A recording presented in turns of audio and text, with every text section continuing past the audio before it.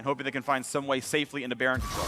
Yeah, you're kind of wondering how is 100 Thieves going to find a fight. They're trying with the Sivir and Aatrox ultimate right now to get Niski. They're going to try for him right there. Banquer's a flash away. Not going to be hit by this in 20 minutes. Big stun given across. Means the Wreath and Aframu's days are numbered. Blitzcrank finds that first kill. Kennen over the top finds 2 more stuns. In comes Ryu trying to build some space, but Zeyzal has the second kill already. Amazing's going to drop for the third. It's 4 kills, and only Bang is left alive. The rest of the squad, though, already dead.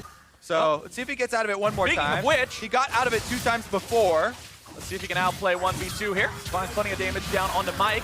Gets his wings from the World Ender, stepping away from the slicing Maelstrom, but the stuns are coming through. 2 shots! Good lord, man! That's the downtown assist coming in from Arrow as Dokla goes right after him. He gets a a double kill! Optic could not be happier, and that is a tilter for Echo Fox. Damn, boy, that was a good 2v1. Oh, he's spamming the emote. You gotta do it again. You gotta give it to him like that. Have you guys bought any Gamer Girls bathwater yet? No. I wonder if it's worth it. Pull off that kind of a dive, but Lyra is waiting in Oh! so patiently, waits for him all the way, finds the chains, looking for the chain CC follow-up.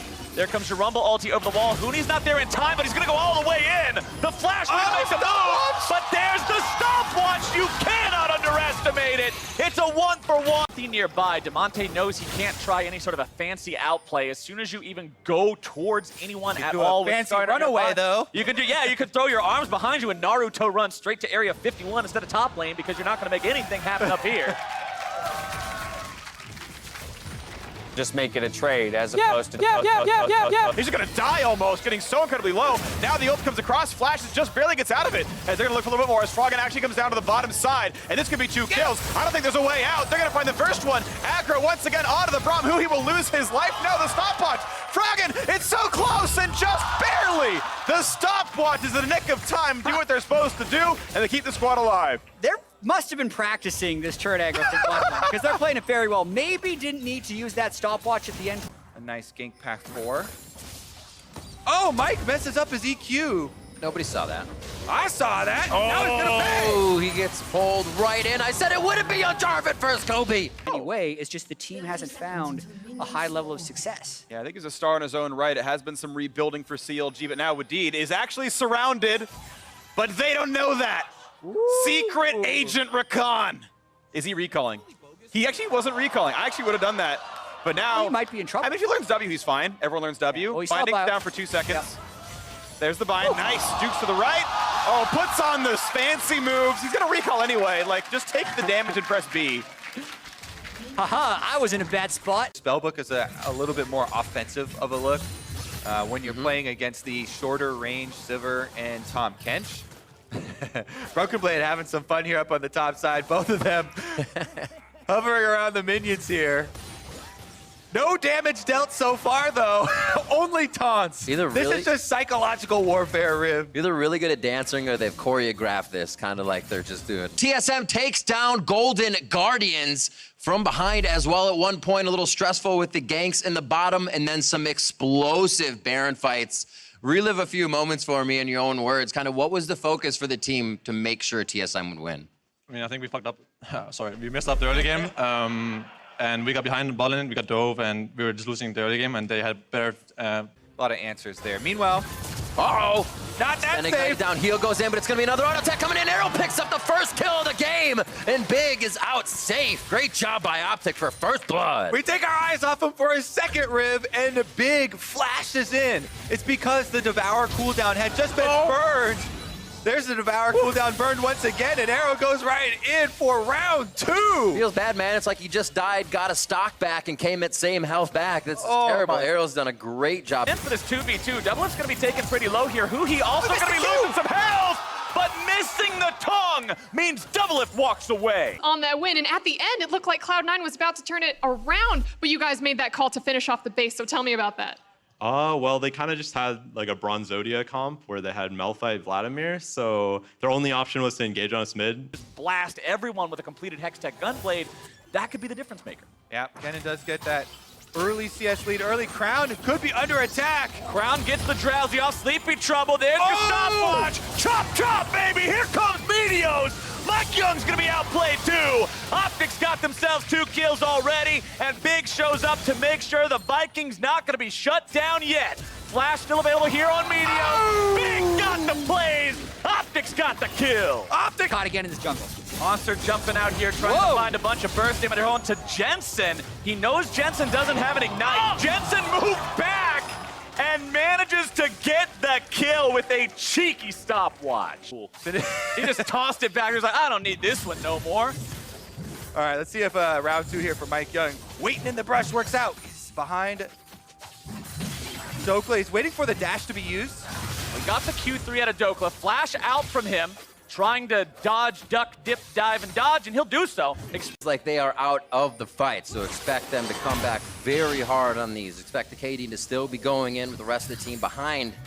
You will level much faster than anyone else. So even though it's a difficult place to get on the map, Santorin goes there more than anyone else. And now he goes topside. That was really nice. He flashes to break the root, gets back to the Action was bottom lane. Wiggly knows there's a fight happening bot lane. Pobelter doesn't expect it at all. Beautiful timing to interrupt the W, and then also great miasma by Power of Evil to slow his retreat. Now we get to watch this Biofrost play you alluded to. Stixxay, spell shield flash, doesn't get caught. Here comes the teleport. Now it's time to all in. They know they can kill the turret and probably go for a kill, and watch Biofrost.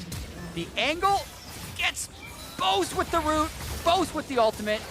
Doesn't turn into a deed kill, but Raj guarantees, okay, yes. Well, they're gonna do it. On it, but at least they're damaged as the wards will be knocked down, but not quite. They're willing to go for it. They're burning as fast as they can. Here comes the play. Stun comes across. They're gonna try to burn it down. Bravo to the top, and it will be pinned up.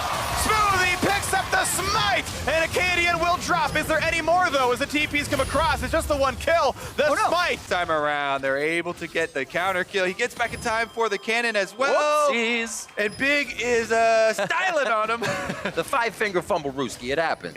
Cloud9 has to make some sort of a defense. Spin Scaring goes in. He's not going to find anybody except they grab the explosion onto Stixxay. That's a big pick for the side of Cloud9. But CLG is just destroying the base. They're trying to win. The Power of Evil do not even care about this team fight. They do not care about what Cloud9 had to say. They care about taking down that Nexus. huge win. You think, to your point that you just made, Mark, sometimes we do see a death from Huni and we go, that may have been game losing, but in general, oh, how far this man has fallen from where we would have ranked him a couple years ago. Well, it's not just the number of deaths, it's the other resources he's getting too. He plays Rumble and Cassio, not super common champions in the current meta. It seems to put his team out in draft to have to do weird things, which they seem down to do, but then he also picks up the most of Lyra's time. He has the most jungle proximity of any top laner. Because of the way Olaf falls off later on in the game. Big binding here in the bottom lane. That's going to be plenty of damage down onto Hawkwell. Meteo's showing up now, trying to grab a little bit of extra damage, and he gets it. Would be the power of Emax Skarner who hard farms. Most Skarners in solo queue do Qmax, but Emax is like a 4% higher win rate. That's what Wiggly is doing here with the hard farm. So I think this version of Skarner is actually underrated in terms of power.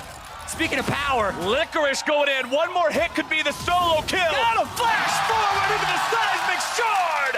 First blood, Malphite.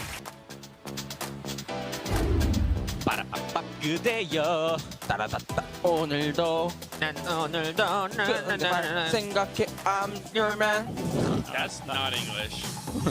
Meteos did a really good job with their bot lane, walking into the jungle, knowing they would win the level 1, and taking the bot side camps of Jarvan, and then Jarvan was able to take the red buff here from Olaf, which could be prevented if Olaf based earlier, but anyway, he got an advantage from level 1. You want to do that as Olaf, and this basically leads to Olaf having later on an uncontested buff, which was in this case the Drake. Right. I think that Olaf could have taken the red first, the second red of Jarvan, and then did the Drake after that. So this is that moment you're talking about here. He could have taken the red. It's about to spawn in like 10 to 20 seconds. Take the red and then take the Drake uncontested. This is still a really good play from Meteos, taking advantage of his early game champion, of his last pick. You don't have anything that just completely lets go, like a Sejuani or a Jarvan. So they hey, Crumbs. Crumbs. Crumbs. Crumbs.